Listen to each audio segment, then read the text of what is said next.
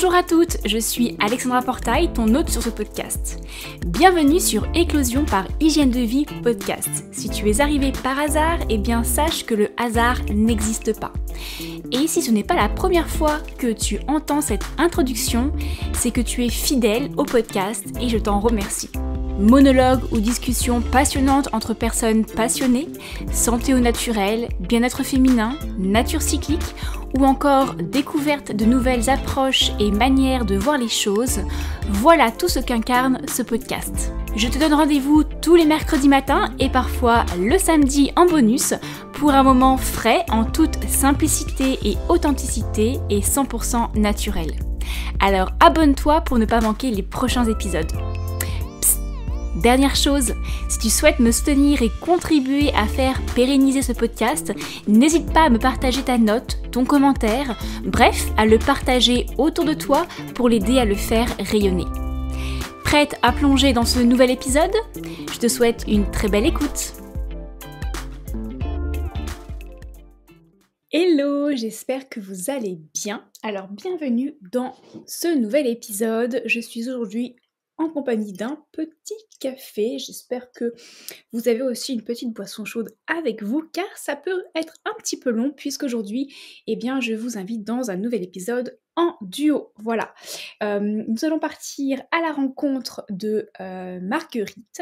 Dans ce nouvel épisode, je t'invite à partir à la rencontre une nouvelle fois d'une jeune femme au parcours déjà très dense, chargée d'histoire et avec de beaux projets. Avec Marguerite, nous allons parler de son expérience en tant que endo-girl, de son histoire également de vie pour devenir podcasteuse. Elle a fondé son propre studio de podcast et surtout, elle a souhaité dévouer une bonne partie de sa vie à des projets de femmes. Mais juste avant de te plonger dans cette entrevue tourbillonnante, comme tu le sais, j'aime mettre l'une d'entre vous à l'honneur, toi qui as peut-être pris le temps de me partager un commentaire ou me faire part d'une de tes réflexions à la suite de l'écoute d'un épisode. Alors, le voici, le voilà, l'instant dédicace. Place à Émilie, une jeune femme que j'ai eu le plaisir d'accompagner et qui m'a fait l'honneur de me partager ses ressentis à la suite de notre rencontre. J'ai rarement été face à des personnes aussi empathiques et à l'écoute de vous. Les rendez-vous sont très constructifs, vous comprenez très vite les points sur lesquels il faut porter votre attention. Pour ma part, en tout cas, les rendez-vous étaient fluides et les échanges très agréables. J'ai compris tout ce que vous m'avez expliqué sans difficulté car vous êtes très pédagogue. Vous prenez le temps de bien expliquer les principes et chaque argument mis en avant est justifié. On sait dans quelle direction on avance. Les programmes sont bien construits et à portée de main, complets et adaptés à mes problèmes et à ma situation. Eh bien, merci énormément Émilie pour votre confiance déjà et également pour ce très très beau retour. Chaque accompagnement est pour moi l'occasion d'aller vraiment creuser en profondeur et le prendre de temps aussi de vous expliquer tout ce que j'ai envie de vous partager, tout ce que je vous conseille de manière individuelle. Je me rends compte que le partage et la pédagogie sont vraiment les deux facettes que j'apprécie énormément dans mon métier. Je ne vous en dis pas plus et je vous laisse plonger dans notre conversation passionnante. En tout cas, je sais pas si moi j'ai mon petit café, ça y est, je suis prête. C'est parti. Bah écoute, moi j'ai ma petite gourde. Ah, j'en ai aussi une à côté. Voilà, j'ai essayé, je suis pareil pour les heures d'enregistrement. Bonjour Marguerite. Alors avant de commencer, j'aime bien demander à mes invités de répondre à cette toute première question de la manière la plus honnête et authentique possible. À savoir, peux-tu me dire comment tu vas là, tout de suite, maintenant ? Écoute, aujourd'hui ça va bien, je suis particulièrement détendue, j'ai réservé mon après-midi pour notre enregistrement et ça me fait vraiment super plaisir de pouvoir échanger avec toi. Tu es un peu le rayon de soleil de ma semaine, parce que j'ai eu une semaine un peu stressante, donc aujourd'hui je vais étonnamment bien. Waouh, disons que tu me mets un peu la pression, j'espère que du coup l'après-midi va bien se passer. Tu ne t'attendais pas à ça? Non, je suis ton rayon de soleil de la semaine. Waouh. Eh bien, écoute, merci beaucoup. Et en plus, c'est vrai qu'on va on va enchaîner sur un autre enregistrement puisqu'on va faire l'échange derrière sur ton propre podcast, dont on parlera un peu plus tard. Donc voilà, oui, effectivement, on a du tournage en perspective. Une journée bien chargée. Ouais. Bon, en tout cas, je suis vraiment très contente et ravie de t'accueillir sur le podcast. Et pour partir à la découverte de Marguerite, est-ce que tu pourrais nous dire quel objet te représente le plus et pourquoi?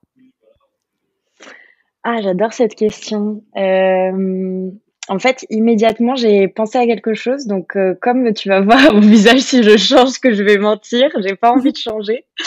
Alors, moi, j'ai une bague de famille qui a mon père, mes sœurs et mon frère. Et en fait, cette bague, je l'adore. Je l'ai eue pour mes 25 ans. Et elle compte beaucoup pour moi et je trouve qu'elle me représente parce que je l'ai toujours sur moi. Mais aussi, en fait, je pense qu'elle me définit parce que je viens d'une famille où on est très famille. On nous a appris, il y a beaucoup de choses qu'on nous a appris, que t'es un petit peu obligé de faire. C'est un petit peu d'ailleurs dur de sortir du carcan familial. Et donc, c'est vrai qu'instinctivement, j'ai pensé à ça. Voilà. Cette bague. D'accord. Et c'est la première fois que j'ai cet objet-là dans l'épisode. Et du coup, tu as parlé un petit peu de cette difficulté à sortir des carcans familiaux. C'est quelque chose qui t'a beaucoup pesé, toi? Peser, je sais pas si c'est le mot, mais en tout cas, bon, je suis la dernière de ma famille, donc je pense que ça joue beaucoup. Même à 30 ans, je suis beaucoup maternée et paternée. Donc oui, je pense que par exemple, par rapport à d'autres personnes, je suis encore très liée à ma famille, à ce qu'ils pensent de moi. Et c'est vrai que là, cette année, je vais me marier, donc je vais créer ma propre famille. Et je pense que c'est vraiment que à ce moment-là que je serai un petit peu plus indépendante. Mais oui, encore une fois, j'ai tellement été élevée dans l'idée que la famille, c'était la chose la plus importante, que je pense que j'ai eu du mal à en sortir. Mais en même temps, j'ai écouté la dernière fois un podcast sur l'éducation positive et ils expliquaient en fait que pendant des années, on a cru que les enfants à qui on faisait des câlins et à qui on disait qu'on aimait, ça allait les rendre faibles, alors que non, ça les rend forts. Et ça m'a un peu fait tilt quand j'ai écouté ce podcast parce que je me suis dit, ça au moins, c'est quelque chose que mes parents m'ont donné. Bon, super. En tout cas, félicitations pour ton mariage. Merci.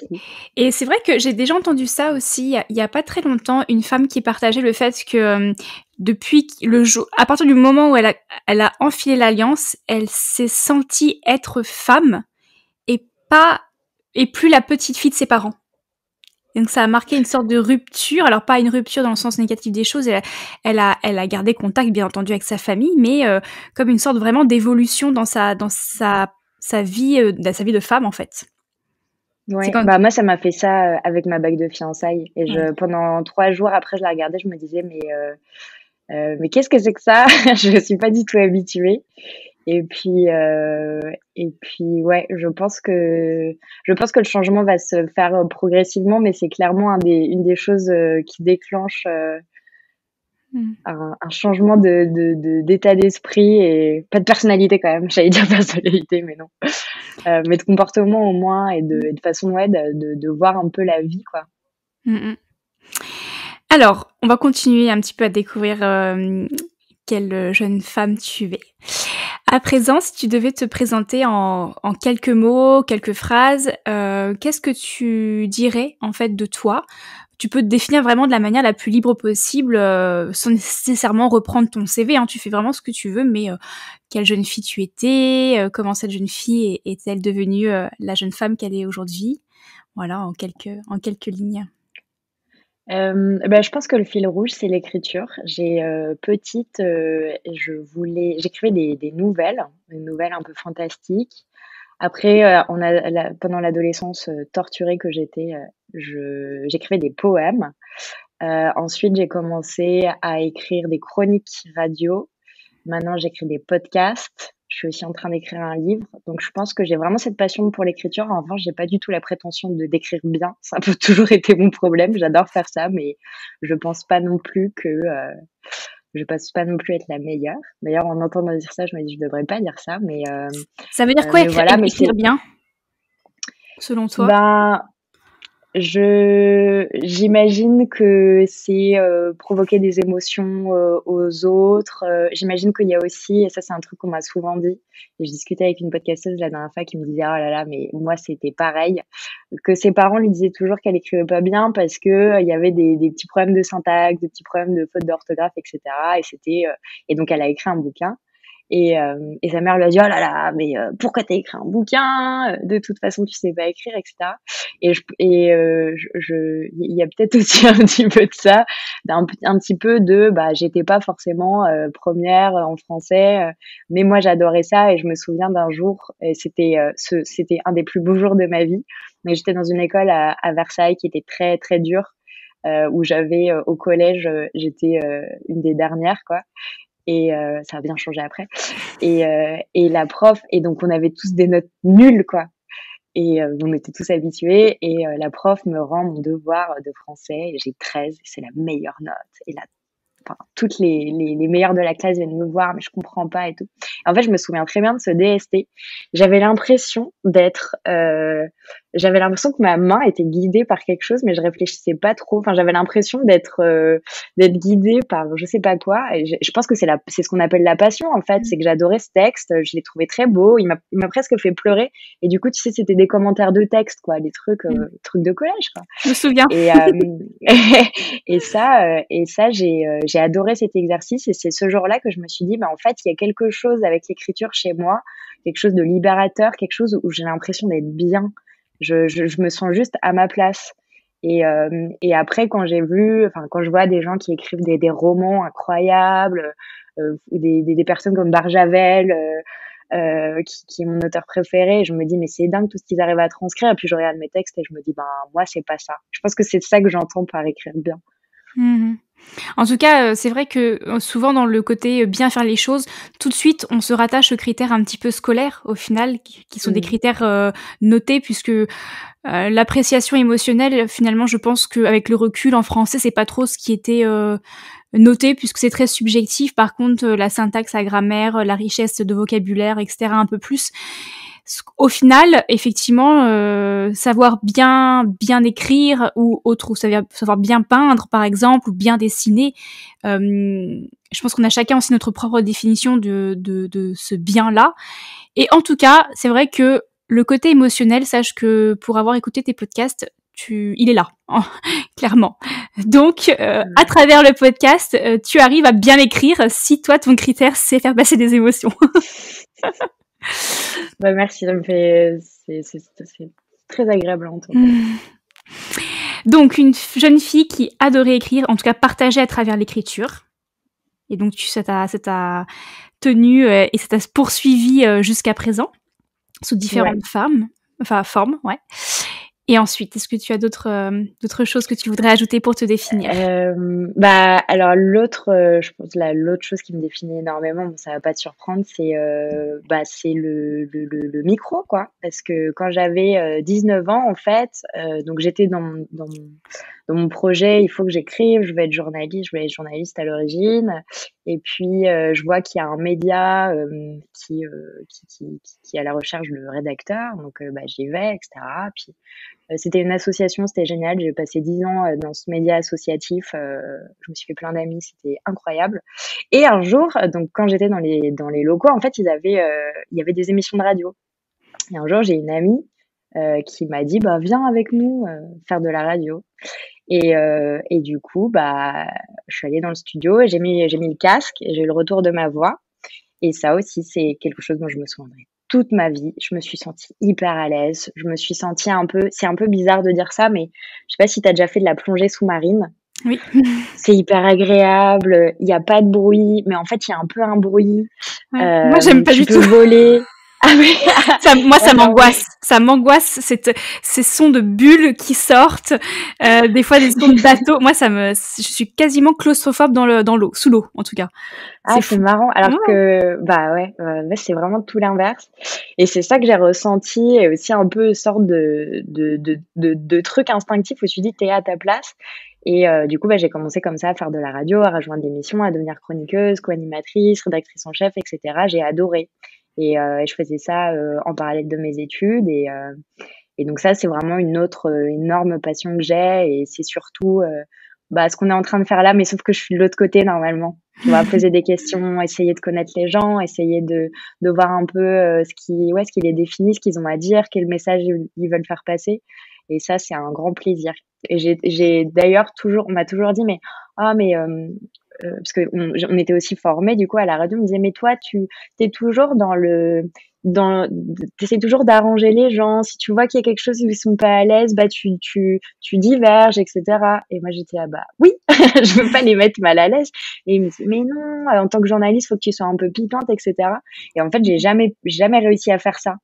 Et finalement, pour mon podcast, en l'occurrence, je pense que c'est une excellente chose parce que tu peux pas demander aux gens de se livrer en les mettant mal à l'aise, mais voilà. C'est sûr que pour faire la journaliste du journal de 20 heures, c'est pas forcément idéal de mettre des rondeurs là où tu devrais mettre des angles, par exemple. Mais comme quoi, on a chacun des points forts, des appétences, et on peut toujours trouver la manière dont on peut les utiliser et les mettre au service d'un projet qui a du sens. Donc toi, tu as réussi à travers l'écriture et le micro, malgré ta volonté de vouloir arrondir les angles et d'arranger, via le podcast, tu arrives à assouvir ce besoin, en tout cas. Ouais, Ce talent. Ça compte beaucoup pour moi. Ok. Ok, alors tu as un autre effet marquant quand même que j'aimerais creuser un peu plus tard, mais sauf si tu veux qu'on en parle tout de suite, à savoir ton endométriose. Ouais. Est-ce que tu peux nous dire un petit peu plus? Ouais.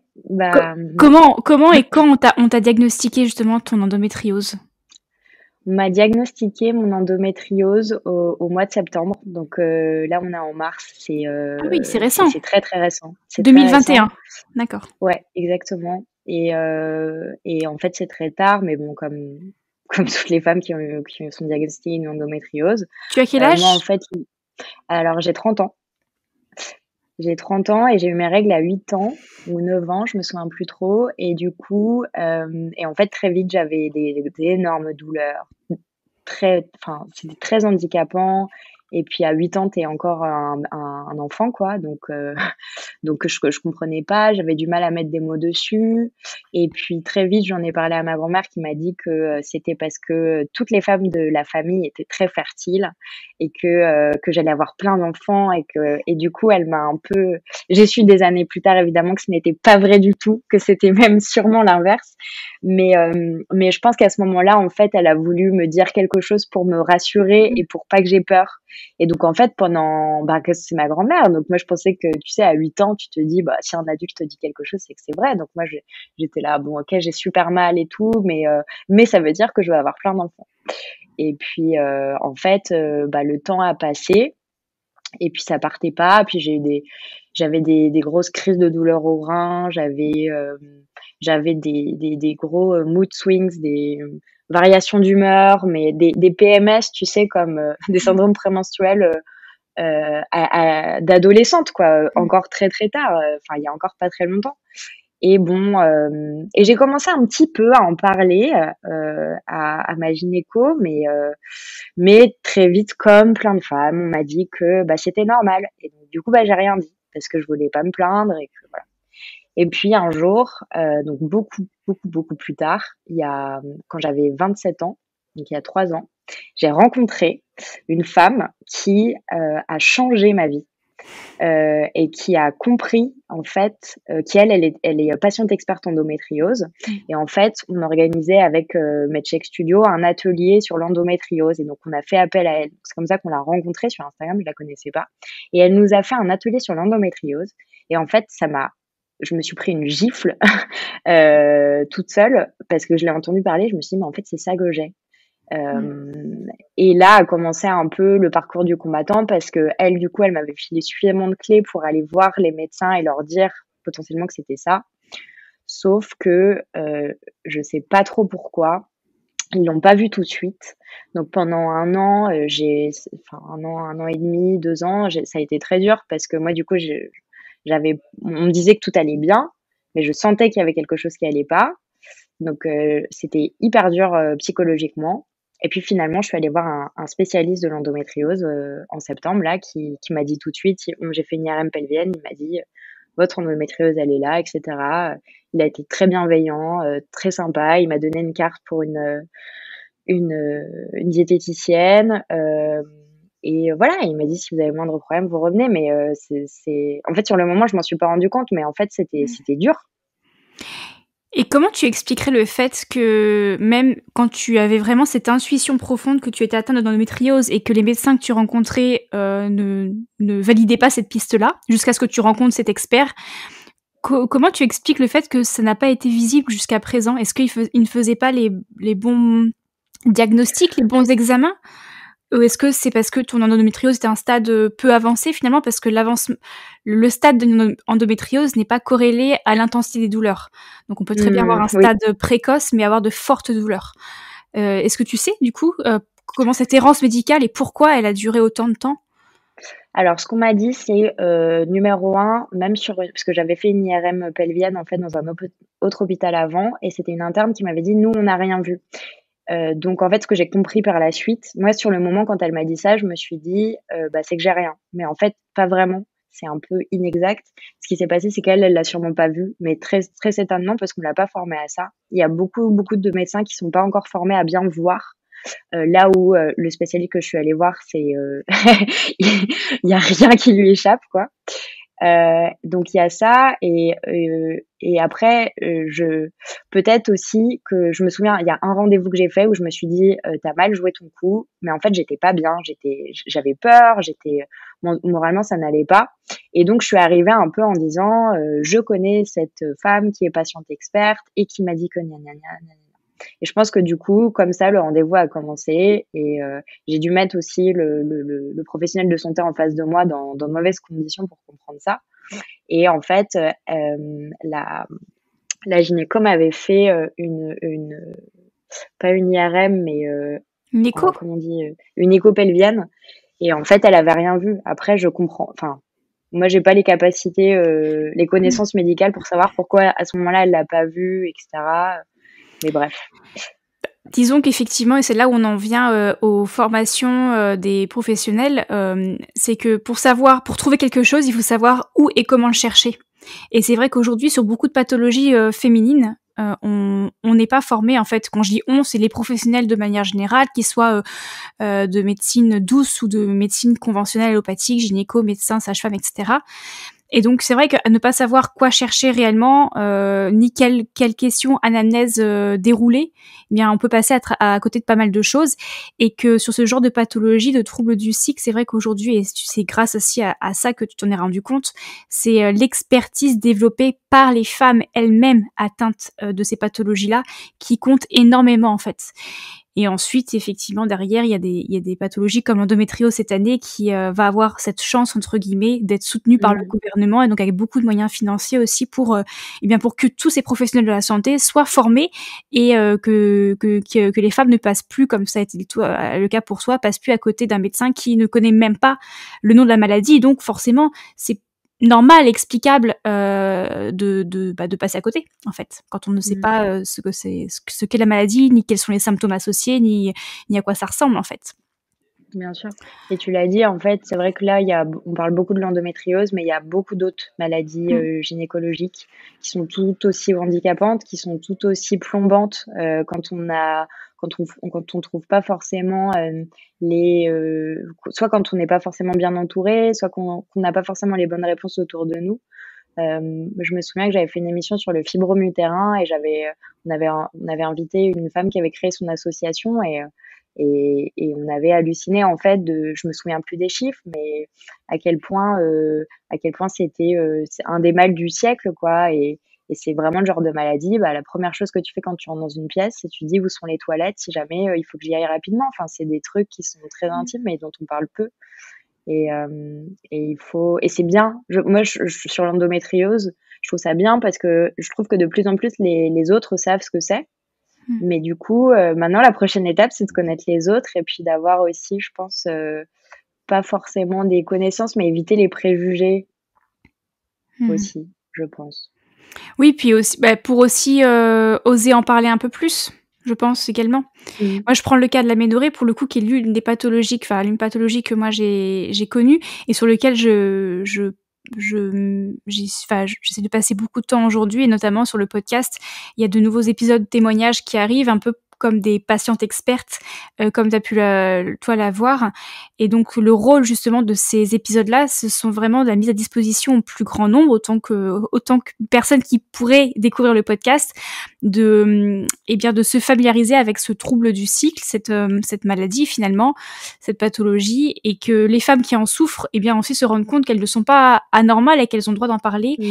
et qu'elles puissent aussi plus aiguiller les professionnels de la santé comme toi tu as pu le faire. Donc je pense effectivement que c'est super important de pouvoir démocratiser ces sujets-là, ne serait-ce que pour aussi mettre plus à l'aise des femmes, ou leur apporter des éléments de réponse aussi, comme toi tu Mmh. l'avais, en restant tant d'années, plus de 20 ans finalement, en pensant que c'était normal, que tu... Alors, c'est chouette pour ta grand-mère, je pense qu'effectivement elle a eu le tact de mettre à l'aise et de te rassurer au final.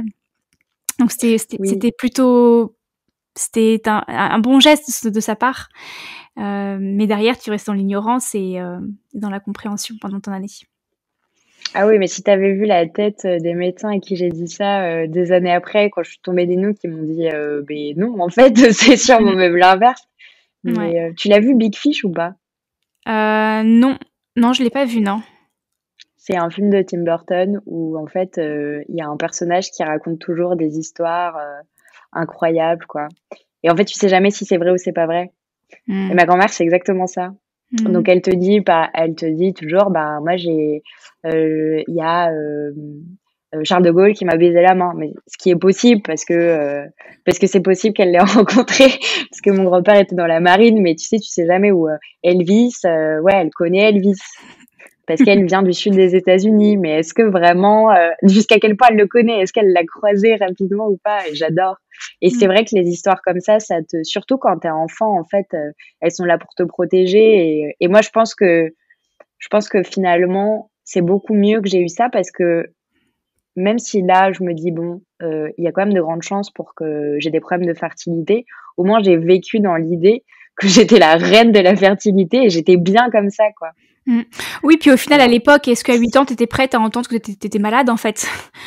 Pas Mmh. forcément. Et puis à l'époque, il y avait pas Ah ouais, non non. plus autant de solutions, même si aujourd'hui on ne guérit pas l'endométriose. Tu nous expliqueras un peu plus d'ailleurs comment tu vis avec ton endométriose, mais il y avait déjà aujourd'hui, c'est une pathologie qu'on connaît peu. Alors il y a tant d'années, il y a plus de 20 ans, c'était encore moins le cas. Donc au final, est-ce que ça t'aurait rassuré? Peut-être pas forcément. Mmh. Oui, oui, non, mais Voilà. ça c'est sûr. Alors du coup, justement, pour donner un peu plus de concret aux femmes qui nous écoutent et qui ne connaissent pas forcément, ou qui souffrent aussi et qui ne connaissent pas forcément cette maladie, est-ce que tu peux nous expliquer un peu les symptômes que tu vivais ou que tu vis encore aujourd'hui, du fait de ton endométriose? Mmh. Bah, alors moi, c'est, en numéro 1 les troubles digestifs, c'est sûr, hein. Donc c'est, tu enchaînes, des jours où tu es très constipé et après où tu l'es plus du tout. Et ça, bon, c'est quand même assez désagréable. Moi, j'ai des endobellies de malade. Mmh. C'est-à-dire que j'ai mon ventre qui gonfle de manière incroyable. On a l'impression que je suis enceinte. Si bien que la dernière fois, j'étais dans le cadre du boulot, en fait, sans m'en rendre compte, je me tenais le ventre et j'ai un ami qui vient, il me dit: «Mais en fait, t'es enceinte?» et j'étais là: «Non, non, pas du tout». C'est des trucs, qu'on fait un peu inconsciemment, mais c'est vrai que c'est hyper impressionnant. On a l'impression qu'on est enceinte. Ça me fait pas toujours mal, mais c'est juste, pas agréable. Et après moi, j'ai des gros problèmes de douleur la douleur appelle la douleur. En fait, pendant longtemps, je on m'a proposé des antidouleurs très forts. Là, aujourd'hui, j'évite vraiment au maximum. J'ai trouvé d'autres clés. Je pourrais te dire et partager ça Mmh. parce que je trouve que c'est des informations qui sont très précieuses. Mais du coup, avec la douleur, enfin, j'ai vu une nutritionniste qui m'expliquait qu'en fait, les antidouleurs te mettent un petit peu dans une boucle aussi, à la fois où mentalement t'es pas forcément bien, mais aussi va appeler la prochaine douleur. Donc tu rentres comme ça dans un cycle de sorte d'accoutumance. Mmh. Voilà. Et du coup, en fait, du coup, pendant des années, donc j'avais une endométriose, mais je le savais pas. Et donc, c'était les antidouleurs. Euh, Par contre, le jour où j'ai été diagnostiquée, je me suis dit, bon, ok, c'est quoi les clés? Comment on peut faire pour vivre avec ça au quotidien sans abîmer son corps? Bon, déjà, la première étape, c'est la pilule en continu. Moi, c'est ce qu'on m'a proposé. Je le fais parce qu'aujourd'hui, je sens pas de le faire autrement. Mais ça m'a quand même beaucoup aidé parce que bah, pour quelqu'un qui a très, très mal au ventre pendant ses règles, et bah, le jour où on m'a dit tu n'auras plus tes règles, j'étais tellement heureuse, quoi. Mais je sais que toi, c'est pas le genre de choses que tu approuves forcément. Bah, disons Mais voilà. que moi j'ai rien contre la pilule. Ce qui me dérange, c'est on est désinformé quant à la pilule et on la prend pour de mauvaises raisons pour la plupart des cas, pour beaucoup de cas en tout cas que moi je rencontre et que j'ai pu rencontrer. Après, quand on est consciente de comment fonctionne la pilule, quels sont ses impacts sur la santé, qu'est-ce qu'elle nous permet si aujourd'hui toi t'es complètement consciente de tout ça et que tu prends cette pilule pour ne pas souffrir, il y a il y a pas de problème. C'est juste le fait de la prescrire par automatisme pour par exemple des soucis tels que de l'acné qui est complètement décorrélé de sa fonction originelle, à savoir de contraception. C'est plutôt ça moi qui me dérange en fait. Donc je ne suis pas une militante contre la pilule. Mais juste avant que tu continues sur les petites solutions, je voulais savoir tes symptômes que tu as mentionnés. Déjà, première question, est-ce que tu les vis avant ta période menstruelle ou après ou pendant ou les deux? Est-ce que c'est pendant ta phase prémenstruelle et menstruelle ou est-ce que c'est plutôt avant? Bah alors du coup, moi j'ai plus vraiment de phase menstruelle, prémenstruelle, mais j'ai mal pendant l'ovulation, bon, comme tout D'accord. le monde, je pense. Et après, c'est vrai que là-dessus, j'ai pas encore toutes les réponses parce que du coup, je peux. En fait, dans les clés, j'ai commencé un journal alimentaire, un journal de douleur, etc. Ce dont je me suis rendu compte, c'est que c'était très lié au stress. Donc, avant, par exemple, c'était avant mes règles, pendant mes règles. Là, maintenant, je prends ma pilule en continu, donc j'ai plus vraiment de règles, mais j'ai quand même un cycle. Donc, effectivement, il y a la phase d'ovulation, mais il y a aussi des choses qui n'ont aucun sens, où je peux avoir mal pendant une semaine. Enfin, euh, les moments où psychologiquement je ne vais pas bien, j'ai beaucoup plus mal. Et ça, c'est dur à entendre, enfin c'est dur à voir parce que je l'entends pas, mais à s'en rendre compte parce que tu te dis bon bah du coup faut que j'arrête d'avoir mal, mais faut que je sois bien, mais en fait c'est tellement lié, c'est tellement compliqué à gérer, en tout cas pour moi qui suis à l'origine dans l'audio, pas du tout une professionnelle de santé, c'est dur quoi, c'est dur à gérer je trouve. Et Tu le donc comprends c'est ça? assez Est-ce que tu arrives à comprendre pourquoi justement c'est si lié, ton état émotionnel avec tes au douleurs? stress. Ouais. Bah parce que le stress est mauvais pour toi. J'imagine que aussi, enfin, ce qui me fait, moi je suis toujours avec ma bouillotte et en fait l'air, enfin le chaud me détend et donc le stress t'es tendu, donc c'est ça qui doit me faire plus mal aussi, Ouais. Bah, j'imagine. en fait, il y a plein de raisons, mais des fois, le fait de comprendre, on accepte un peu mieux. Le stress, en fait, déjà, il faut savoir que bah, tu le sais très bien, je pense, et toutes les personnes qui nous écoutent aussi depuis le temps, mais que nos intestins, notre système digestif, nos intestins, c'est un peu notre deuxième cerveau. Donc, on a des cellules nerveuses au niveau des intestins. 95% de la sérotonine, qui est l'hormone du bien-être, est produite au niveau des intestins. Et donc, en cas de stress, en fait, il y a deux phénomènes qui peuvent aussi expliquer cette corrélation-là.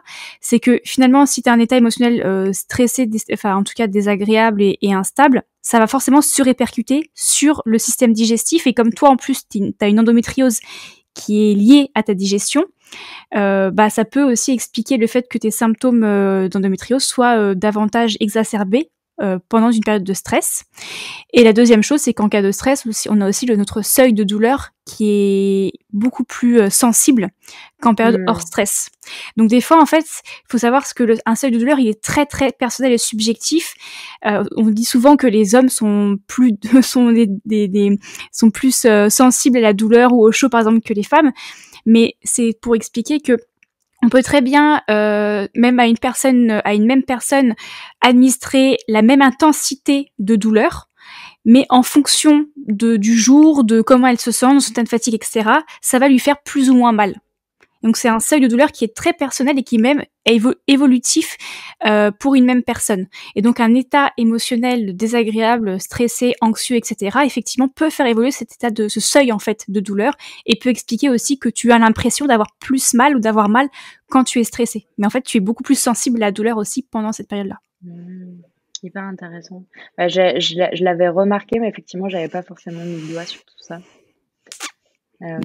Petit aparté. Oui. C'était un petit aparté, c'est pas sorcier de Jamie. C'était la minute Alexandra. C'est ça. Du coup, je t'ai coupé, mais tu parlais de effectivement que tu tenais un journal. Du coup, c'était douleur. Un journal de l'alimentation et de la douleur avec les jours du cycle. Alors ça, c'est un conseil qui peut être bien pour les auditrices. C'est voilà, en fait, vous prenez votre téléphone, pas besoin de faire un truc compliqué. Moi, j'ai besoin de choses simples. Donc, ce que je fais, c'est que soit je note dans mes petites notes du téléphone ce que je mange, soit je prends des photos, parce que parfois c'est un petit peu, ça peut être un petit peu frustrant. Tu t'es fait un super déj, t'es avec une amie, et puis là, attends, alors je note, qu'est-ce que t'as mis déjà? Ça c'est des pignons, ok. Bon. Donc c'est noter matin, midi et soir ce qu'on mange, le jour de la semaine, le jour du cycle, et faire un petit agenda de douleur. Donc moi je mets des petites croix. Soit je mets pas de douleur, soit c'est douleur, une croix, soit deux, soit trois. Et donc comme ça, en fait, je me suis rendu compte que oui, effectivement, il y a des jours où ça a du sens puisque ça correspond à certaines phases de mon cycle, puis d'autres quand t'as mal, comme c'est pas possible pendant 10 jours, tu te dis bon, ça doit être autre chose. Et l'alimentation aide beaucoup aussi. Moi, j'ai complètement arrêté le gluten et les produits laitiers. Parce que c'est une nutritionniste qui m'a recommandé ça justement. Et ça te va ça du coup. Alors le gluten, ça a changé ma vie. Les produits laitiers, j'ai jamais été très fan. Ça a été juste dur d'arrêter le lait parce que j'en mettais dans mon café. Mais le gluten, arrêter le gluten, ça me change la vie. Ça m'a enlevé une épine qui était dans mon pied depuis toutes ces années. Et ça, on connaît peu de choses de l'endométriose, mais d'après ce que j'ai compris, ma nutritionniste me disait que c'était qu'il y avait un lien entre gluten et endométriose parce que c'est inflammatoire. Donc ça va déclencher des endobélies par exemple. Ou même si parfois j'ai des endobélies même sans gluten du coup, avec du riz par exemple. Mais ça c'est génial. Et après c'est vrai que c'est un petit peu plus compliqué. Parce que moi au début on m'a fait un régime sans gluten, sans produits laitiers, sans lactose quoi, et sans huile végétale parce que les huiles végétales accentuent la sensation de douleur. Donc tout ce qui est toutes les huiles végétales sauf l'huile d'olive et l'huile de coco. Et donc ça c'était dur parce que c'est dur à tenir parce que il faut aussi arrêter l'alcool en plus. Donc ça c'est hyper dur, mais ça l'alcool je vais pas arrêter totalement parce qu'en fait c'est vrai qu'avec ces régimes là on est coupé des autres quoi. Et ça te provoque un stress, une charge mentale qui vient aussi alimenter finalement tes douleurs. Donc il faut trouver son équilibre derrière. Oui, et puis on n'a pas envie de déranger, on n'a pas envie en plus on n'a pas envie d'être malade. Enfin, c'est aussi dans ces moments-là, je trouve, moi c'est marrant, je me considère pas du tout comme malade parce que je fais des épisodes avec des femmes qui ont des problèmes de santé qui sont graves, donc je me dis que moi pas du tout. Donc il y a ça, mais du coup là j'ai l'impression de l'être. Quand je suis comme ça, j'arrive avec ma petite salade et tout, on se sent en décalage en fait. Et ça, effectivement, c'est pas marrant. Mais en tout cas, ça fait du bien. C'est pour ça que finalement, de démocratiser cette maladie, enfin en tout cas, parce qu'il y a du mal dans la maladie, le mal, tu as quand même des douleurs, ça permet aussi de se rendre compte qu'on n'est pas totalement anormal et que on doit pas être mis à part, et c'est ça aussi qui parfois nous donne la sensation d'être malade, c'est-à-dire qu'on est à part, on n'est pas comme les autres, et on peut aussi déranger, etc. Donc d'où aussi l'importance, je trouve, des témoignages comme le tien, comme ceux qu'on peut entendre, parce que ça permet aussi de rendre accessible la maladie, mais aussi d'être un peu plus de se considérer comme un peu plus normal aussi quoi. Il y a aussi pardon. Non, mais juste pour rebondir ce que tu disais sur aussi la gestion de la douleur. Je trouve que c'est très Mmh. agréable d'avoir un entourage qui ne te pose pas de questions. Un entourage à qui tu dis, je vais pas venir ce soir, Mmh. et qui va pas être là, pourquoi tu sors Mmh. pas? Parce que ça aussi, ça peut être, déjà t'es pas bien. Déjà tu te dis, bah j'avais prévu une super soirée avec des amis et là je peux pas sortir parce Mmh. que je suis pas bien. Mais avoir en plus un peu une sorte de pression sociale, ça c'est vraiment mauvais. Donc faut aussi donner des clés, je pense, à son entourage pour leur faire comprendre que quand on dit non, c'est pas Mmh. qu'on veut embêter, c'est que on a atteint sa limite, quoi. Et c'est pas très Mmh. grave. Puis on les verra demain. Mmh. Absolument. D'où la notion de communication aussi et peut-être prendre le temps d'expliquer peut-être une fois pour toutes, ce qui se passe en nous aussi, d'expliquer ce que c'est pour qu'après on n'ait plus forcément à le refaire et que les personnes soient dans la compréhension, qu'on ne soit plus dans la justification constante de tel ou tel comportement, par exemple, qu'il soit un Mmh. comportement social, alimentaire et cetera. Toi, est-ce que à partir du moment où tu as découvert, on t'a diagnostiqué l'endométriose, quel a été toi ton comportement vis-à-vis de ta famille, ton conjoint? Est-ce que tu en as parlé? Ton conjoint j'imagine, mais est-ce que tu as expliqué ce que c'était et cetera? Comment tu as fait? Alors oui, mon conjoint, je lui ai dit, direct. Je l'ai dit aussi, à mon associée qui est une professionnelle de santé et je savais qu'elle trouverait aussi les mots pour répondre parce que c'est vrai que ça peut être un peu désarmant. Enfin, moi j'avais ça faisait quand même, ouais 2-3 ans que j'en parlais un peu autour de moi, que j'en parlais aussi parce que j'avais besoin un peu d'exprimer ça, mais aussi parce que je cherchais des réponses, notamment parmi les femmes. Et du coup, donc je l'avais dit à elle et puis je l'ai dit à ma famille. Ma famille, mais il fallait les ménager parce que tu sais, les mamans comme elles peuvent être Mmh. parfois: «Ah non, c'est de ma faute». Mais non, en fait, Mmh. maman, c'est pas de votre faute, ce n'est pas possible. Donc Ouais. voilà, en ménageant, mais en expliquant. En fait, je trouve que en tout cas, ça a été plus dur de l'annoncer aux femmes de ma famille parce que bon, les hommes, on garde un peu une réserve.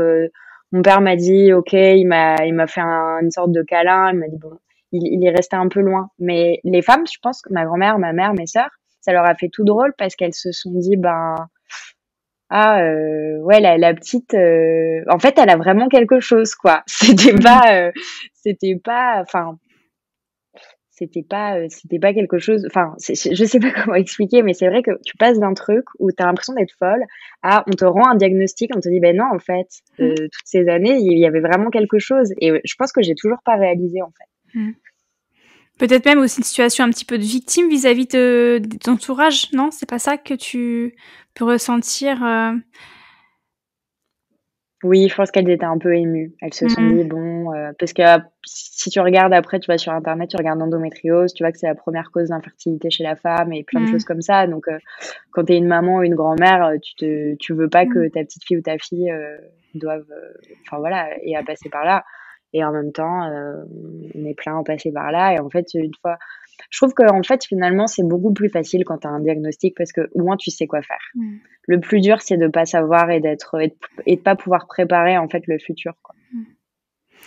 Donc si je reviens sur ce que tu as mis en place pour apprendre à vivre avec, ton endométriose, c'est beaucoup l'aspect, alimentaire, notamment beaucoup le gluten, aussi ce côté, de suivi de ton cycle et des éventuelles douleurs que tu peux avoir pour éventuellement faire des corrélations aussi et comprendre, pourquoi tu as telle douleur à tel moment. Est-ce qu'il y a d'autres Mmh. choses que tu as mises en place pour essayer de cohabiter avec l'endométriose? Alors j'ai aussi eu des compléments alimentaires, de la part de ma nutritionniste, dont un, je pourrais tous te les montrer, dont un où il y a du curcuma dedans. Ouais.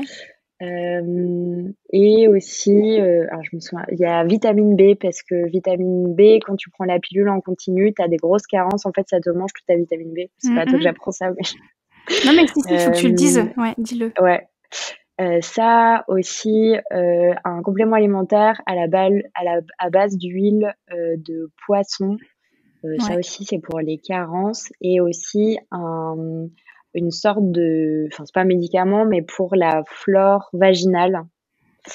Pour, reconstruire la flore vaginale. C'est Des aussi, probiotiques. voilà, pour des probiotiques, exactement, merci. Mmh mh. Donc voilà. J'avoue que je saurai vraiment un peu les résultats au prochain bilan sanguin. Mmh. Les prochaines étapes, c'est de faire un test, ce qu'ils appellent un gut test en anglais, pour voir un peu qu'est-ce qui se passe en gros à l'intérieur de mon corps? Est-ce que tout est cassé?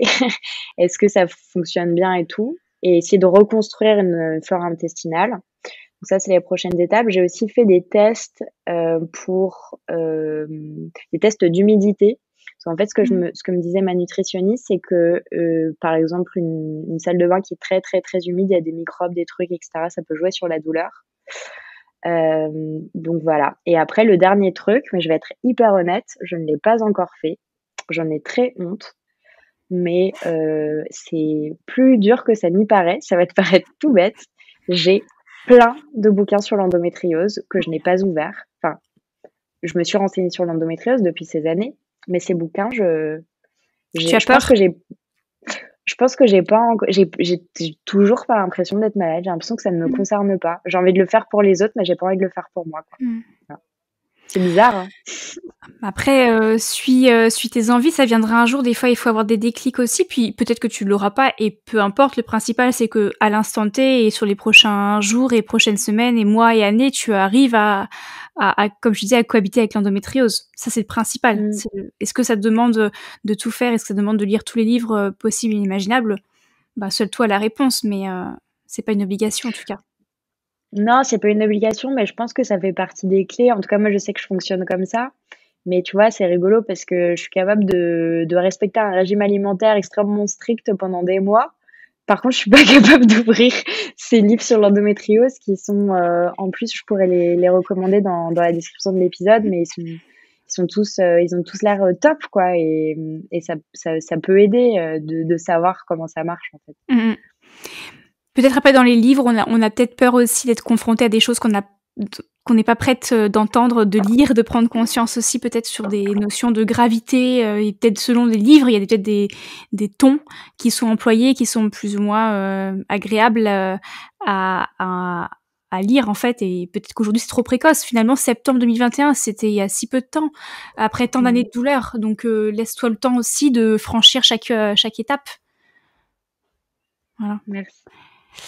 Je voulais juste, du coup, pour expliquer un petit peu aussi les compléments que tu prenais, curcuma, les huiles de poisson, etc. C'est parce que ce sont le curcuma, c'est un anti-inflammatoire. Enfin, la Mmh. curcumine qui est dans le curcuma, un anti-inflammatoire, donc vient réduire aussi les douleurs, l'inflammation du corps, donc par conséquent l'intensité des douleurs. Les huiles de poisson sont, enfin en tout cas les poissons, notamment les poissons gras, sont riches en oméga 3. Et les oméga 3 sont anti-inflammatoires. Donc voilà aussi pourquoi c'est intéressant dans le cas d'endométriose. D'ailleurs, j'ai fait 2 vidéos YouTube, qui sont disponibles sur YouTube. Sur la première, c'est qu'est-ce que l'endométriose. La deuxième, c'est quels sont les conseils alimentaires assez généraux que je partage pour l'endométriose. Et notamment, il y a une grosse partie sur l'alimentation anti-inflammatoire. Et justement, pour finir sur ça, ça me donne une petite remarque sur quelque chose que tu as dite. Et je la partage parce que je ne dis pas que j'ai la réponse vraie.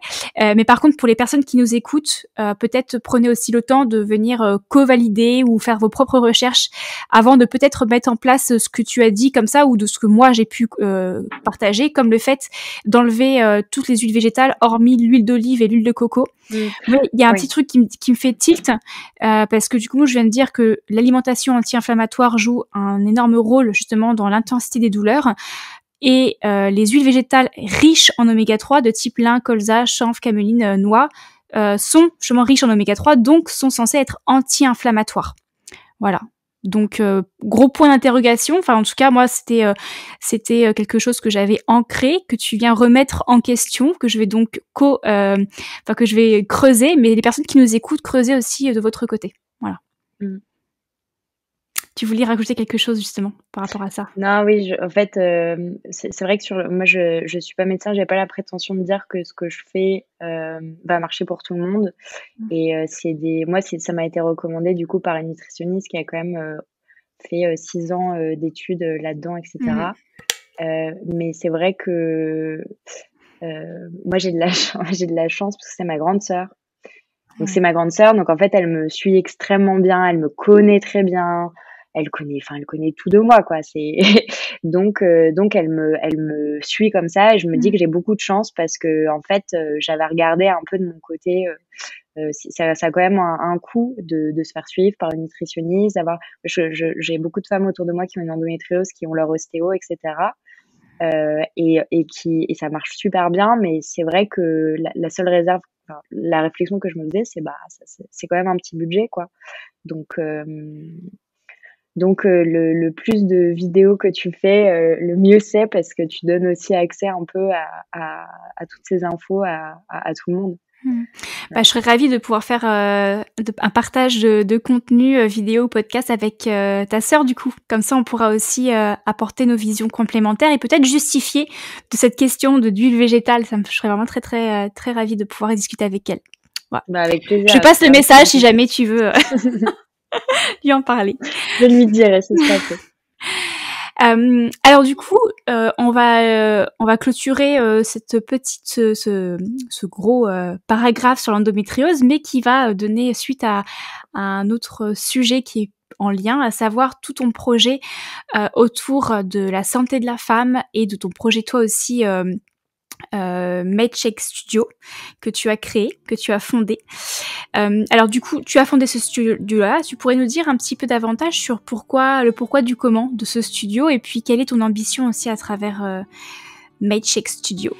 Et voilà, c'est la fin de ce premier volet avec Marguerite. Nous avons pu découvrir qui était Marguerite, cette petite jeune fille devenue maintenant une belle femme de 30 ans, ainsi que son parcours sur l'endométriose, sa maladie, comment elle le vit aujourd'hui et quels sont tous ses conseils.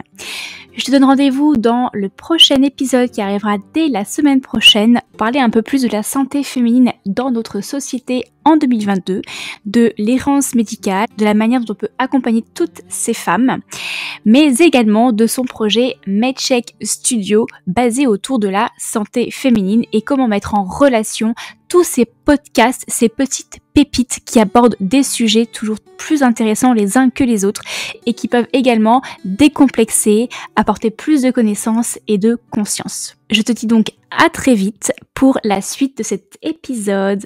À bientôt, ciao! Si tu entends ces quelques mots, c'est que tu es resté jusqu'au bout de cet épisode. Et pour ça, je t'en remercie. Retrouve tous les éléments mentionnés dans son article disponible sur mon site internet hygiènedevie.fr avec le chiffre 2 dans la section blog et podcast. Sache que tu peux aussi me retrouver lors d'accompagnements individuels naturaux pour travailler en profondeur sur ton hygiène de vie, mais aussi sur ta santé féminine, cycle naturel, arrêt de la contraception, volonté de grossesse ou encore troubles du cycle.